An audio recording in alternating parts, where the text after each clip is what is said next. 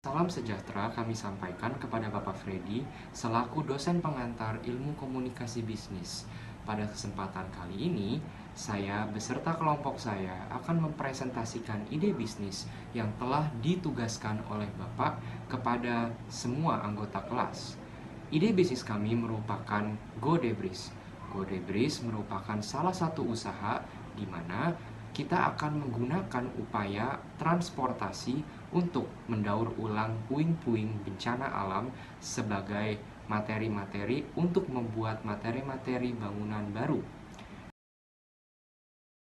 Latar belakang dari bisnis kami ini juga karena Indonesia merupakan wilayah yang dekat dengan Ring of Fire, terutama wilayah yang terbentang di Pulau Jawa hingga Pulau Sumatera. Nah, apa itu Ring of Fire? Ring of Fire atau lingkar api Pasifik adalah wilayah yang sering mengalami gempa bumi, tsunami, dan letusan gunung berapi. Daerah tersebut juga disebut daerah sabuk gempa Pasifik. Nah, di mana kondisi ini akan menyebabkan hingga tingginya potensi terjadi bencana alam di daerah ini. Di sini kelompok kami akan memfokuskan pada dua tipe bencana alam, yaitu gempa bumi dan tsunami. Karena dua bencana alam ini banyak menyebabkan kerusakan dan runtuhnya infrastruktur seperti gedung dan bangunan-bangunan lainnya. Karena kalau infrastruktur itu runtuh atau rusak, pasti dia ada banyak puing-puingnya kan. Nah, puing-puingnya ini pasti kalau nggak kita daur ulang, pasti akan diangkut dan dibuang ke TPA atau tempat pembuangan akhir. Nah, di mana hal tersebut sangat disayangkan. Kenapa kalau bisa didaur ulang, kenapa enggak? Nah, di sini maka kelompok kami ingin membuat sebuah upaya untuk mendaur ulang puing-puing tersebut menjadi agregat atau material bangunan. Dalam mengenal hal teknis, ada dua faktor yang kami akan diskusikan, yakni faktor pengangkutan dan faktor pengolahan. Dalam mengangkut puing-puing, faktor armada merupakan faktor yang krusial karena dapat membebankan biaya yang sangat tinggi. Di sini, kami tidak perlu lagi memusingkan biaya angkut yang mahal karena pemerintah sudah memiliki armada pengangkutnya tersendiri, seperti layaknya Kementerian PUPR dan Kementerian KLHK yang bekerja sama untuk mengangkut puing-puing tersebut. Sehingga kami hanya perlu membayar biaya tambahan sedikit untuk mengalihkan armada ke lokasi pabrik yang tentunya sedaerah dengan lokasi TPA seperti yang ada di Sidoarjo dan juga di Bantar Gebang, Bekasi. Untuk pengolahan, kami terinspirasi oleh adanya batu bata putih yang dibuat menggunakan fly ash atau debu sedimentasi pabrik. Mengingat banyaknya terjadi bencana di Indonesia dan meningkatnya limbah puing, kami ingin menyelamatkan alam dengan mengurangi penambahan limbah di TPA dan mengangkut puing-puing yang ada dari lokasi kejadian bencana alam serta lokasi TPA yang memiliki puing-puing yang banyak. Teknologi yang kami akan gunakan merupakan mesin yang melingkup sekelompok peralatan khusus yang dapat mengubah puing menjadi agregat bangunan yang diperbarui. Peralatan tersebut akan memiliki intake di mana puing-puing akan dimasukkan.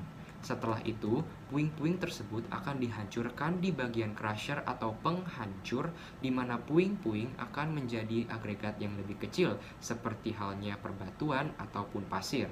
Setelah itu, kita akan menyimpan agregat-agregat tersebut terlebih dahulu dan menunggu permintaan klien. Setelah itu, setelah kami mendapatkan permintaan yang sesuai dari klien, kami akan menjual agregat-agregat tersebut kepada mereka dalam bentuk rupa yang mereka telah mintakan, seperti halnya batu bata kecil atau batu bata besar. Hal tersebut akan menghemat biaya karena agregat-agregat tersebut akan merupakan agregat semen grade 1 di mana dapat dijual dengan harga yang mahal dibanding agregat-agregat yang terdapat oleh toko-toko bangunan. Selanjutnya yaitu upaya pemasaran dalam bisnis kita. Di dalam bisnis kita, kita berupaya dapat bekerja sama dengan asuransi. Nah, jadi kalau misalnya ada jalan raya atau flyover atau misalnya kayak bangunan-bangunan yang runtuh, di situ kita dapat membantu untuk berupa puing-puing dari bangunan tersebut atau dari jalanan tersebut untuk menjadikan itu hal bisnis dalam kita untuk bisnis yang stabil. Karena kenapa kita pilih pada asuransi? Karena pada saat ini asuransi yang sangat amat diminati oleh banyak orang untuk menyelamati dirinya sendiri dari berbagai macam para kejadian yang sangat berbahaya bagi dirinya sendiri. Berikutnya, bagaimana sih bekerja sama dengan dalam bisnis kita ini?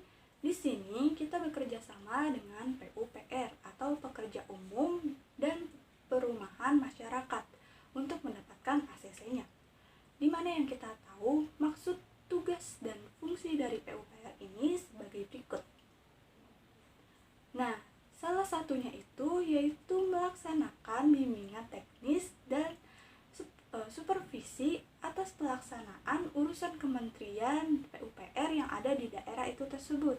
Selanjutnya, pelaksanaan penyusunan kebijakan teknis dan rencana terpadu program pembangunan infrastruktur, pekerjaan umum, dan perumahan masyarakat berdasarkan pengembangan wilayahnya.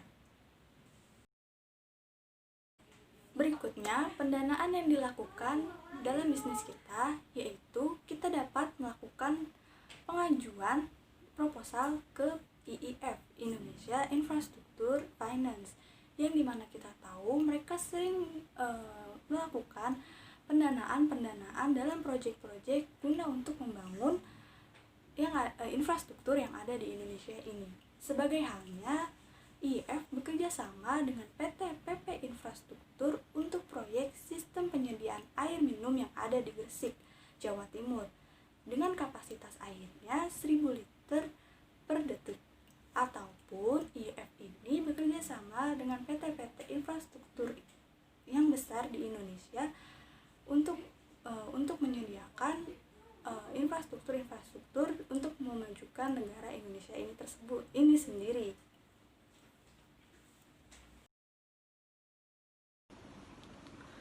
Dalam menjalankan sebuah usaha, mengetahui kesehatan keuangan serta membuat prediksi ke depan merupakan hal yang sangat penting dan krusial untuk mengetahui keputusan yang dapat diambil seterusnya dan mempertimbangkan keberhasilan sebuah bisnis. Dalam hal tersebut, kami akan menargetkan lokasi-lokasi yang digunakan sebagai lokasi puing bencana seperti TPA Bantar Gebang di Bekasi. Di setiap TPA tersebut, kami akan mengambil puing-puing dan mengolahnya. Diestimasikan bahwa pengolahan per bulan dapat menghasilkan sekitar 200 ton agregat yang siap dijual, di mana harga per 1 ton dapat diperoleh dengan harga 7 juta rupiah. Oleh sebab itu, sales revenue yang dapat diraih per bulan adalah sekitar 1,4 miliar rupiah. Untuk halnya perusahaan kami, seperti yang telah dikatakan, kami akan memiliki 3 beban utama, yakni pertama, beban biaya peralatan, beban biaya sumber daya, dan beban biaya lokasi.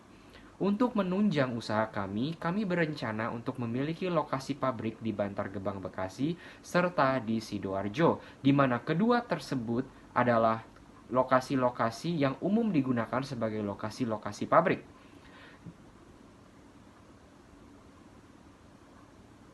Lokasi-lokasi tersebut juga merupakan lokasi umum yang digunakan untuk membuang puing-puing bencana jika terjadinya sebuah bencana alam dan harus membuang banyak-banyak puing-puing dari bangunan-bangunan yang telah runtuh.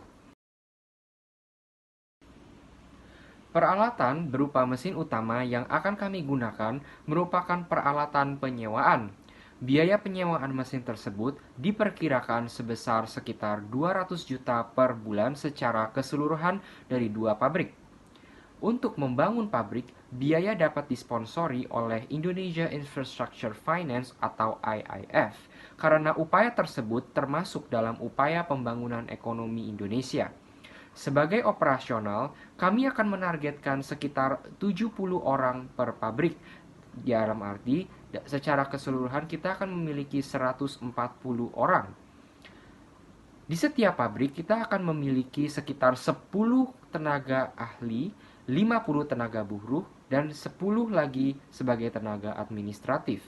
Biaya yang diperlukan untuk sumber daya operasional diperkirakan memakan sekitar 20% dari penjualan agregat atau 280 juta rupiah. Kami tidak memerlukan biaya untuk membeli bahan baku, melainkan hanya memerlukan biaya untuk pengangkutan puing-puing dari TPA ke arah pabrik, yang diperkirakan sebesar 100 juta per bulan. Oleh sebab itu, pada tahap awal, profit yang dapat diraih adalah sebesar 820 juta rupiah ataupun 58% dari sales revenue. Adapun upaya untuk memastikan compliance dengan peraturan pemerintah guna mendapatkan akses kerjasama dengan Kementerian Hidup dan Kesehatan serta mendapatkan dana dari IIF, kami berupaya untuk memenuhi persyaratan yang telah ditentukan oleh pihak mereka.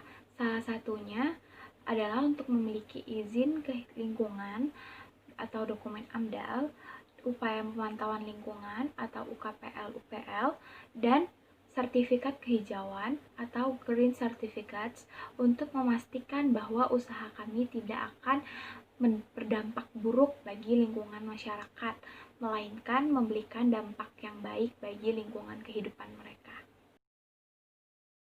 Demikian yang ingin kami sampaikan terkait rencana bisnis kami. Atas perhatiannya kami ucapkan terima kasih.